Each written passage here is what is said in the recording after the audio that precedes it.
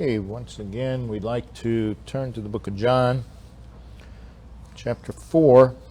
We've been looking at for some time the relationships of church.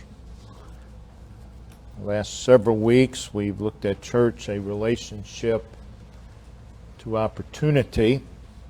And this would be part 5 in that segment.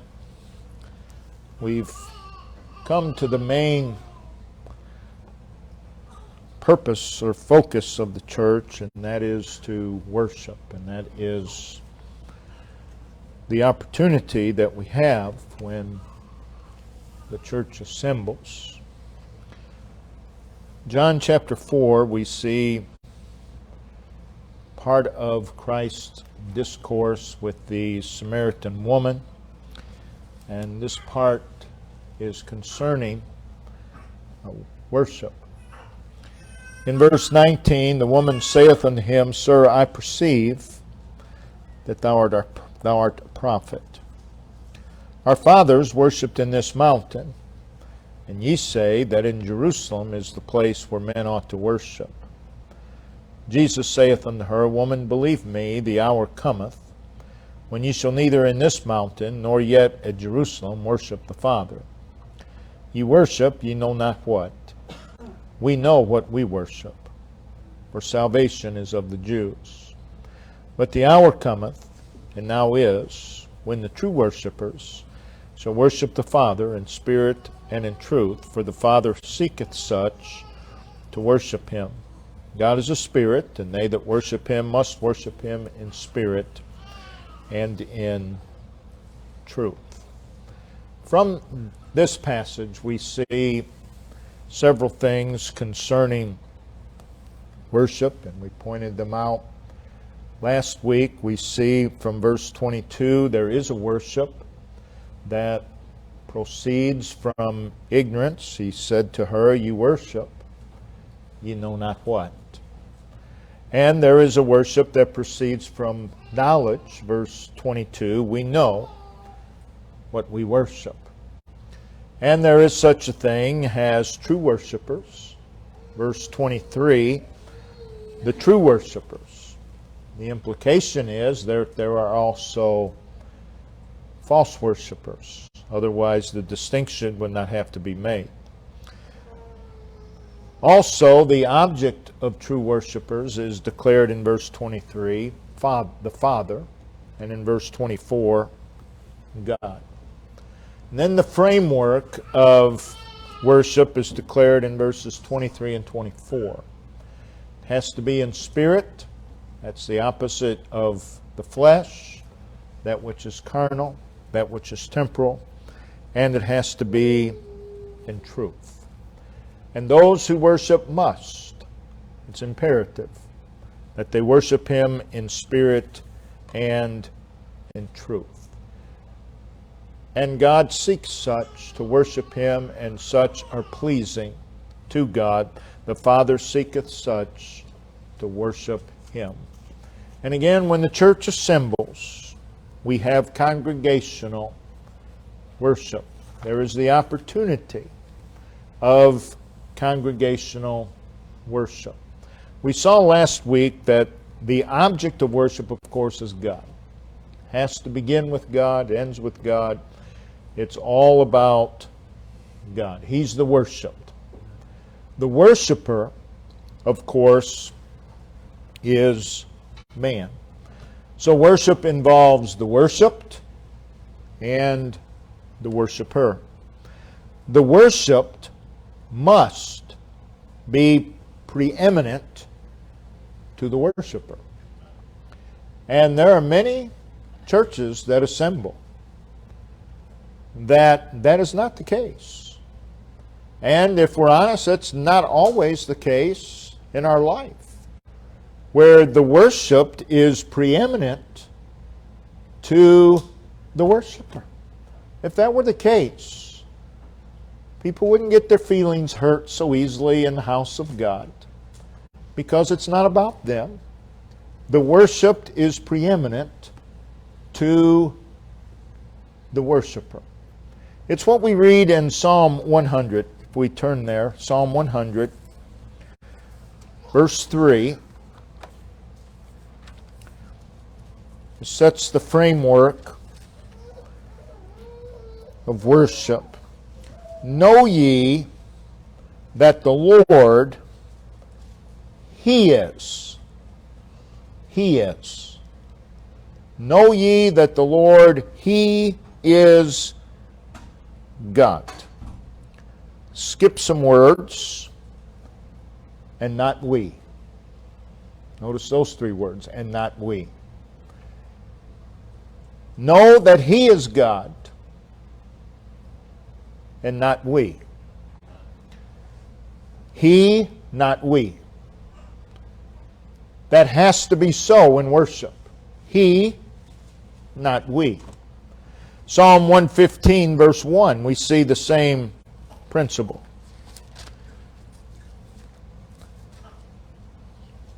Not unto us.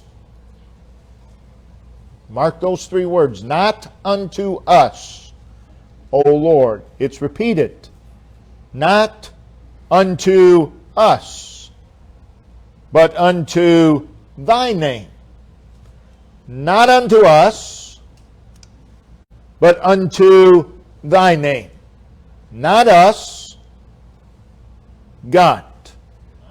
Worship is all about God.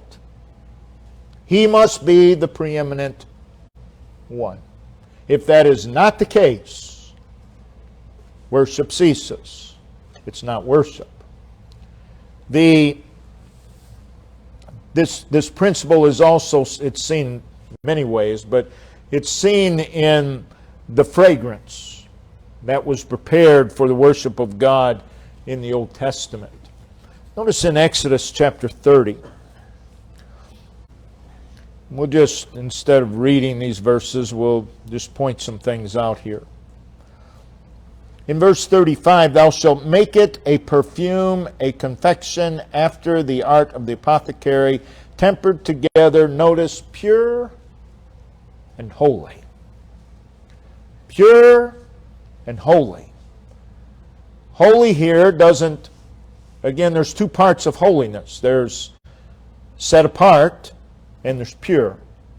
Now, obviously, the set apart is what's being used here because he uses the word pure. Pure and holy. Pure and set apart. Set apart for what? Set apart for God.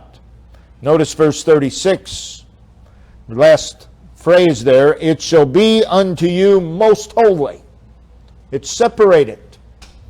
It is separated unto God.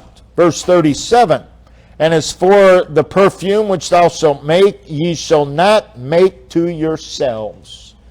It's not to yourself. It's holy. It's set apart to God. And then the last four words of verse 37, it shall be unto thee holy for the Lord. Set apart for the Lord. That's worship. Worship is not about you. It's not about me. It's not about anybody else. It is all about God. And if that's not the case, then it's simple. It's not worship. It's not worship. Well, what if? There are no what ifs. If it's not about God, it's not worship. It's not about the individual preaching or teaching. It's not about the individual singing. It's about God. That's worship. He's the object. He's the motive. Not ourselves. No one will truly worship God who is not in their proper place as the worshiper. We must be in the place of the worshiper. And the worshiper must recognize the character, the place, and the position of God, that it is infinitely superior to our own character, to our own place and position. The worshiper must willingly take his or her proper position before God. And then only can they act accordingly and truly worship God. You see, if we do not, when we assemble together as a church, if we as individuals do not take our proper place before God, then we cannot act like we ought to act in the house of God. And we cannot worship. So, someone comes in the door. The pastor's not there to say hello to them. Someone else doesn't greet them. They sit down, they're mad. They're not taking their place before God. And they can't worship in that condition. And they fume the whole service. That's not worship. It's not worship. You have to take your proper place before God. And our proper place before God involves getting beyond self. Getting beyond self. Again, perhaps the most sensitive people in the world assemble in churches. I don't believe that's it. I believe it's Satan. But people are so easily offended in the house of God. If they get beyond themselves, they won't be offended. And until they get beyond themselves, they can't worship. It's not worship. We must overcome the desire for self-glory, for attention. We must overcome self-esteem, self-gratification, self-sufficiency. We have to leave behind what's out there and simply come and take our place before God. True worship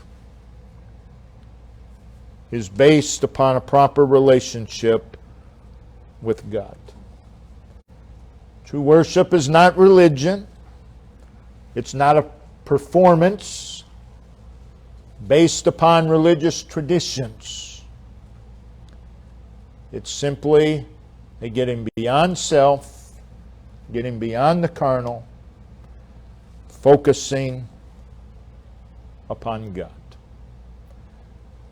We are the worshiper. God is the worshipped. That is very reasonable. It's very reasonable for you and I to worship God. That would be consistent with His character, His place, and His position, and it would be consistent with our character, place, and position. We are the creature. We are to worship the Creator. It's not about the creature, it's about the Creator. We are dependent, and we are to worship the source of our dependence.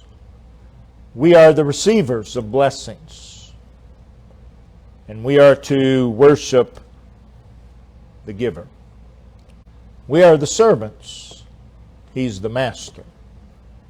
And we're to worship the master. We're unworthy.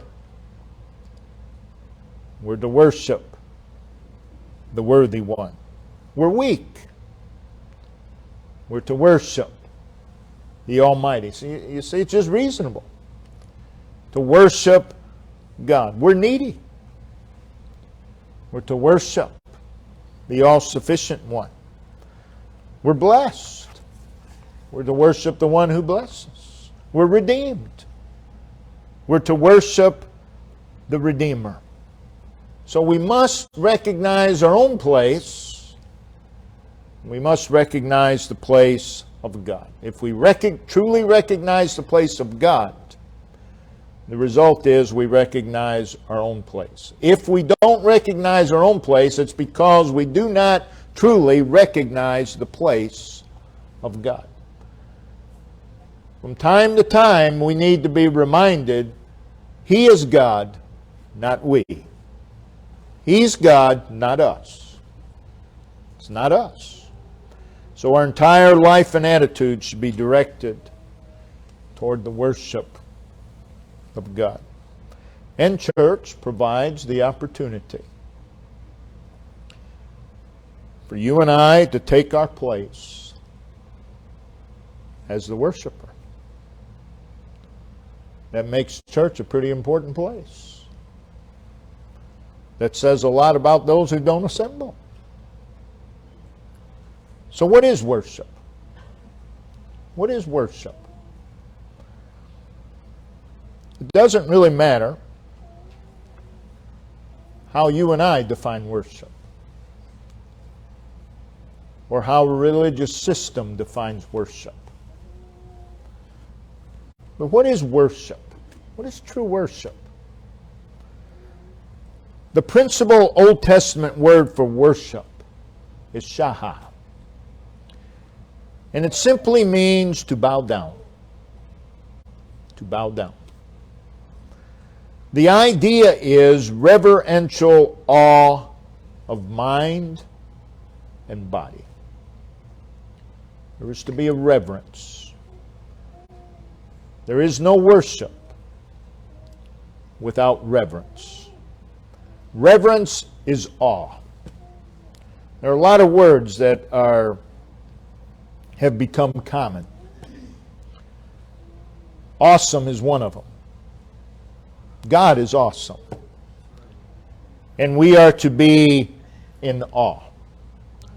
Someone who can drive a golf ball 400 yards, that's not awesome. What's awesome is let there be light, and there's light. That's awesome.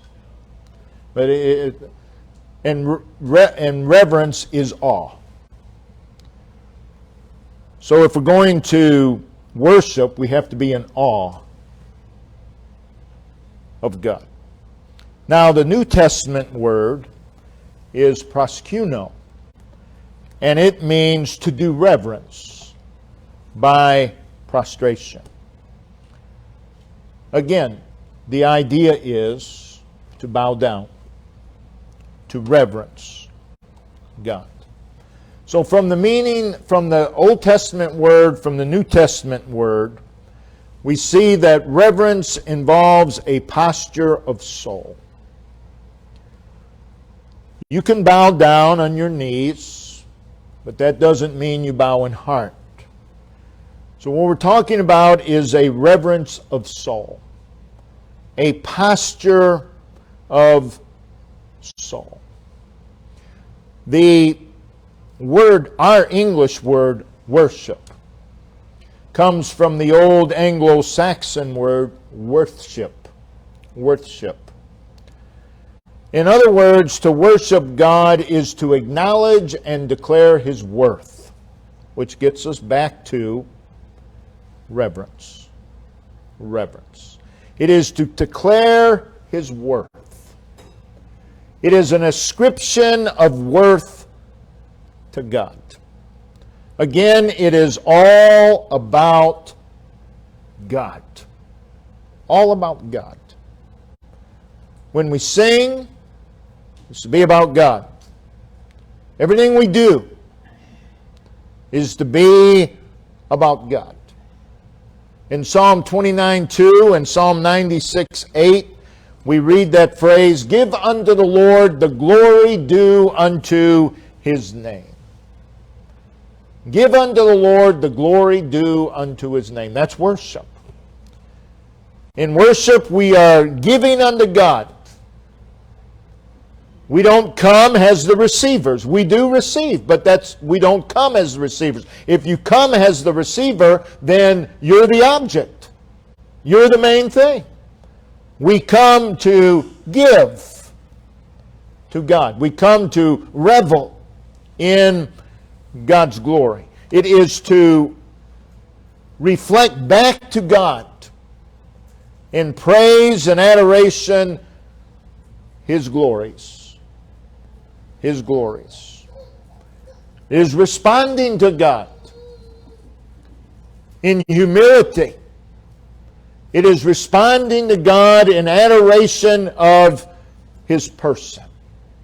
And when a church assembles, there's the opportunity for all of this. We've congregated to do what? To give glory unto God. To revel in the glory of God. So, what constitutes worship?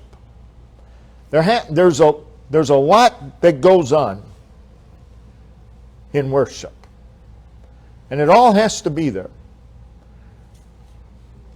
In all true worship, there must first, of course, be an awareness of God. How many times do people sit in the house of God oblivious to God? Oh, it happens often. It happens often. Did you see what so-and-so was wearing? Did you see what they did? And that's all they talk about. They're oblivious.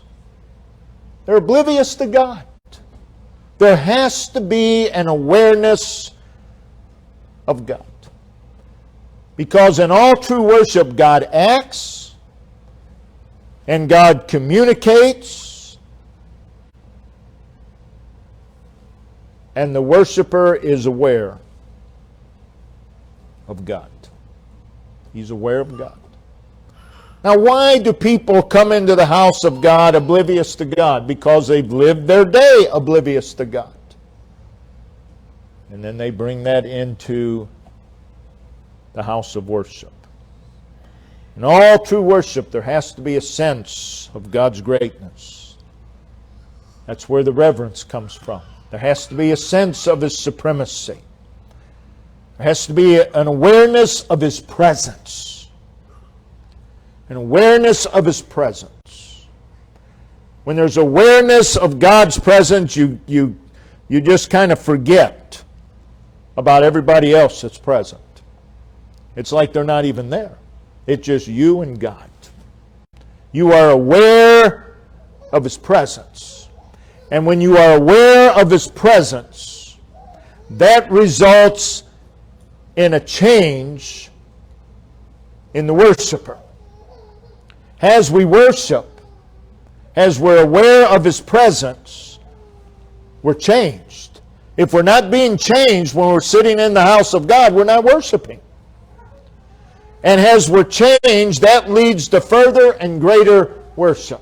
In other words, worship leaves an impact upon us.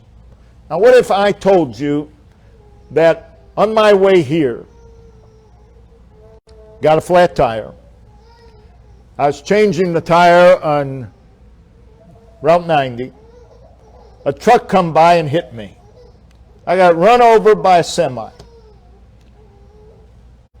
And I tell you that, you would say, I don't believe that. Why don't you believe it? Because there's not a mark on me. The truck has made no impact on me whatsoever. And yet, we let people say, I worship God today. There's no impact. I'm sorry, I don't believe it. There has to be an impact. If we're in the presence of God, it's going to show. So worship leaves an impact. The awareness of God leads an impact. In all true worship, not only is there this awareness of God, there are godly desires or desires toward God. In all true worship, the heart is filled with spiritual desires. I mean, I've had people get mad at me because I didn't call on them to pray. You called on Brother so-and-so 2 weeks in a row and you didn't call on me. No, and you've just given me more reason not to. You're not in condition.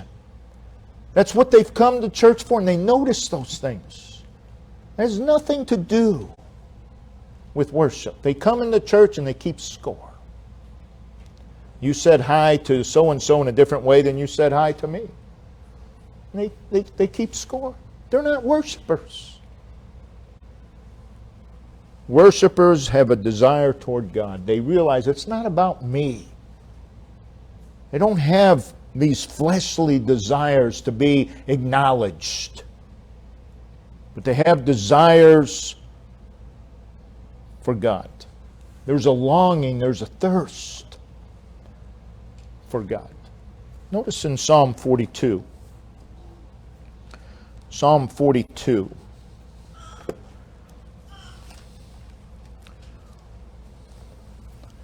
Verses 1 and 2. Has the heart, H-A-R-T, that's a deer, panteth after the water brooks. So he's imagining this deer panting after the water brooks. So panteth my soul after thee, O God. There ought to be, in worship, there is a panting of the soul. My soul thirsteth for God, for the living God. That desire is there in true worship. In Psalm 63, verses 1 and 2. O God, thou art my God, early will I seek thee. My soul thirsteth for thee, my flesh longeth for thee, in a dry and thirsty land where no water is, to see thy power and thy glory, so as I have seen thee in the sanctuary. We ought to desire to see God in the sanctuary, and we thirst, we long, we pant to see Him, to see Him. Psalm 73, verse 25. Whom have I in heaven but thee, and there's none upon earth that I desire beside thee. That ought to be so when we walk into the house of God. There ought to be nothing else that we desire but Him. That's worship. That's what it means to worship God. Notice in Isaiah 26. Isaiah 26, in verse 9, with my soul have I desired thee in the night. Yea, with my spirit within me will I seek thee early. Notice, with my soul have I desired thee. With my spirit will I seek thee. That should be so in our everyday life. And if it's so in our everyday life, when we walk into the house of God, it'll be so when we walk into the house of God. But if we're seeking and we're longing for self through the day, you cannot turn on a switch and change that by the time you walk in that door. It's not possible. It doesn't work that way. So we desire and we long for God through the day, and then we congregate together with that same desire. There is a desire to exalt God. When we congregate together, it is to exalt God. That's our purpose. That's our purpose. To exalt the Lord. Notice in Psalm 21. Psalm 21.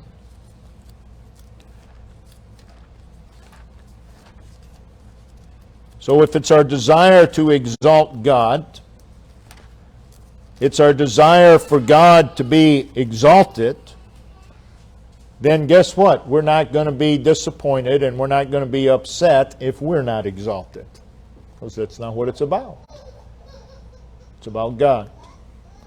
Psalm 21, verse 13, be thou exalted, Lord, in thine own strength, so will we sing and praise thy power. Be thou exalted. That ought to be our prayer when we come into the house of God, that God would be exalted, that God would be magnified. Psalm 57, verse 11. Be thou exalted, O God, above the heavens. Let thy glory be above the earth. That ought to be our desire when we congregate. It ought to be our desire all the time. Psalm 99, verse 5. Exalt ye the Lord our God, and worship at his footstool, for he is holy. Exalt God. See God as on high. Worship at his footstool. That is, we take our position at the feet of God. And if that's our spirit when we come into the house of God again, we're not going to be upset. Well, he didn't speak to me.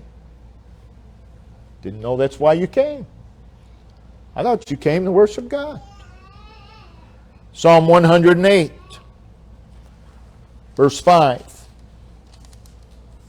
Be thou exalted, O God, above the heavens, and thy glory above all the earth. That's the desire. We see the same thing in Psalm 118, verse 28, Psalm 145, verse 1. There is also a desire for a clear manifestation of God. Remember, the glory of God filled the tabernacle. The glory of God filled the temple. That ought to be our desire. 1 Kings chapter 8. 1 Kings chapter 8. Verse 11. 1 Kings 8.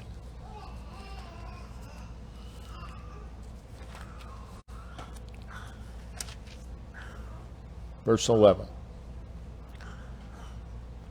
So that the priests could not stand to minister because of the cloud, for the glory of the Lord had filled the house of the Lord. That ought to be our desire. Every time we congregate, that the glory of the Lord is his beauty. The glory of the Lord is his magnificence. And when the glory of the Lord comes down, again, it leaves an impression. You cannot dwell in the glory of God and it not affect you. Worship has an effect upon us. And it's a positive effect. It's a positive effect. If there is not a positive effect, we have not worshiped. So there is no true worship where there's not this impression that's made. There's the desire to be taught of God. We see this several times in the psalm when the psalmist pleaded with God, teach me, O Lord. When we come to the house of God, we ought to desire to be taught of God. I've seen people close their Bibles in anger, didn't like what they hear. There's no desire to be taught. They haven't gotten beyond themselves. There's no worship. There is a desire to be enabled to worship. If we're going to worship God, God has to enable us to do so. Notice in Psalm 80, verse 18. Psalm 80, verse 18. So will not we go back from thee. Then notice, quicken us, and we will call upon thy name. God, make us alive, and we will manifest that life. One cannot worship God devoid of spiritual desires. When we congregate desiring God. In all true worship, there is a uniting of our heart to God. Psalm 86:11, the psalmist prayed, unite my heart to fear thy name. Now that's a step further than being occupied with an awareness of God. This involves a connection a connection of heart with God. We cannot worship God if we're not in agreement with God. Agreement is connection. In all true worship, there is a connection of our heart with God. Our heart is joined and linked with God. And what happens when we're connected, we're joined, we're linked to God? There's a conformity. There's a conformity to God. So you take all the elements of worship: singing, prayer, giving thanks, praise, giving our tithes and offerings, listening, receiving. All of those elements of worship are to be carried out with a heart connected to God. If there's a disconnect, worship has ceased. Worship has ceased. You cannot truly worship God disconnected from God. So when you take that trip in your mind in the house of God, you've ceased to worship. You've ceased to worship. And you need God's help to get you back on track. When you start to think of what's out there, you've ceased to worship. There's a disconnect. See, we've got it backwards today. If we're going to worship, there has to be a disconnect from out there. But there cannot be a disconnect with God. And we do it just the opposite. We disconnect with God and we make sure we stay connected out there. It's all backwards. It's not worship. You cannot worship not separated from out there. You have to leave out there if you're going to worship. There has to be this uniting of heart. So once again, I will say that the subject of worship is discouraging, because we see how little, how rare it is to worship God. In true worship, there's a drawing near to God. How many times people come to the house of God? I'm not saying they were that close when they came in, but they go out further from God than when they came in. Guaranteed they didn't worship. Because in all worship, there is a drawing near to God. You do not worship God from afar. There has to be a closeness to God. And the closer we get, the more we know Him. And the more we know Him, the more we are in awe, and the more we're able to worship. Again, remember, there is a worship that proceeds from ignorance. Ye worship, ye know not what. It means that we have to draw near to God, means that our relationship with God has grown. There's a warmer friendship with Him. There's a greater esteem for Him. As you draw near to God, you have a greater sense of His presence. And all of this just feeds the awe, and that, of course, feeds worship. As you draw near to Him, you're more occupied with Him. And if we're going to worship, we have to be occupied with God. We have a more intimate connection with God, a greater attachment to God. There's a greater personal experience of God. You cannot draw near to God and again there not be a positive change in the worshiper. So we cannot worship separated from God. Yet people try to do it all the time. And this is very offensive to God.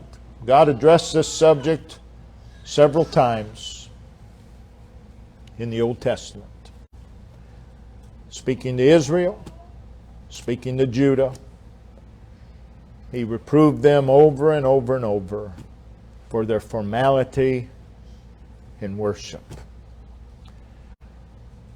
And today, God's people seem to think, well, we're not like them. Oh, yes, we are. Oh, yes, we are. Notice in Isaiah, and we'll close with these two passages, Isaiah chapter 1, and then we'll be going over to the book of Amos.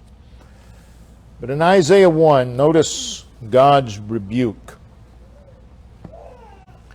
Verse 11. To what purpose, this is God speaking, to what purpose is the multitude of your sacrifices unto me? That's a good question. What is our purpose? What was our purpose when we walked in that door? God knows. So answer the question honestly. God knows. To what purpose is the multitude of your sacrifices unto me, saith the Lord? I am full of the burnt offerings of rams and the fat of fed beasts. They had offered these things over and over and over and over again. And I delight not in the blood of bullocks or lambs or the goats.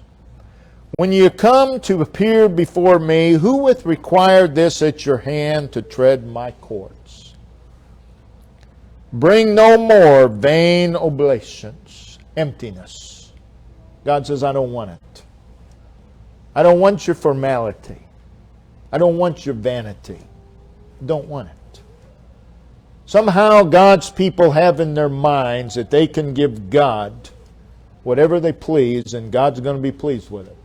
Well, that's not so. That's not so. Bring no more vain oblations. Incense is an abomination unto me.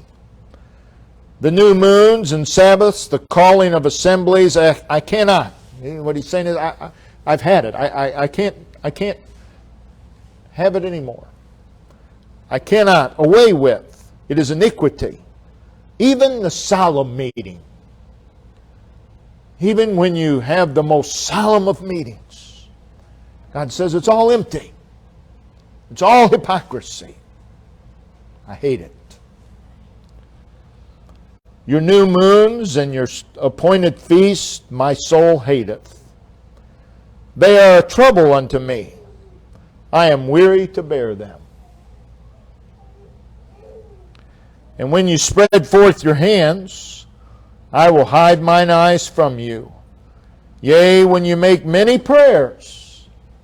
Oh, didn't he pray a beautiful prayer? It's not the words. It's the connection. I will not hear. Your hands are full of blood. And he goes on there a little longer, but we'll stop there. God is not pleased with all worship. God is not pleased with mere formality. God is not pleased with emptiness. God is not pleased with show. Then notice over in the book of Amos, chapter 5.